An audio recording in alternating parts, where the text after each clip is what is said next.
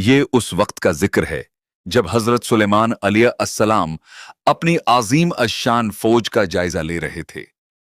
تمام پرندے اور جانور دربار میں موجود تھے، مگر ایک چھوٹا سا پرندہ ہدہد وہاں نظر نہ آیا۔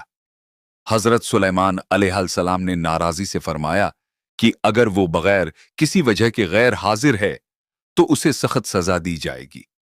کچھ ہی دیر میں ہدہد حاضر ہوا اور عرض کیا، آئے اللہ کے نبی، میں ملکی سبا سے ایک ایسی خبر لایا ہوں جو آپ کے علم میں نہیں۔ وہاں ایک ملکہ بلقیس حکومت کرتی ہے جس کے پاس سب کچھ ہے، مگر وہ اور اس کی قوم اللہ کے بجائے سورج کو سجدہ کرتے ہیں۔ یہ سن کر حضرت سلیمان علیہ السلام نے ایک خط لکھوا کر ہدہد کے ذریعے بھیجا، جس میں انہیں غرور چھوڑ کر اسلام قبول کرنے کی دعوت دی گئی تھی۔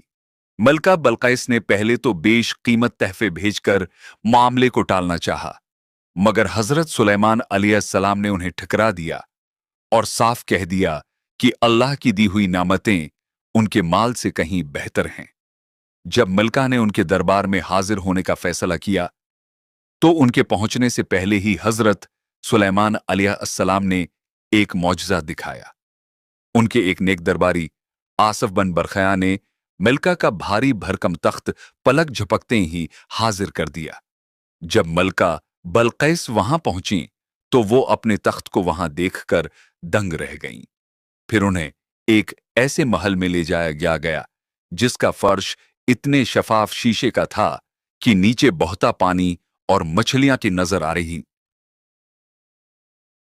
تھیں۔ بلقیس نے اسے اصلی پانی سمجھ کر اپنے کپڑے اوپر اٹھا لیے۔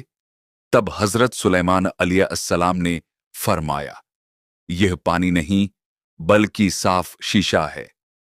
یہ دیکھ کر ملکہ بلقیس کو اپنی غلطی کا احساس ہوا۔ انہوں نے فوراً اللہ کے سامنے سر جھکا دیا اور برحق دین قبول کر لیا۔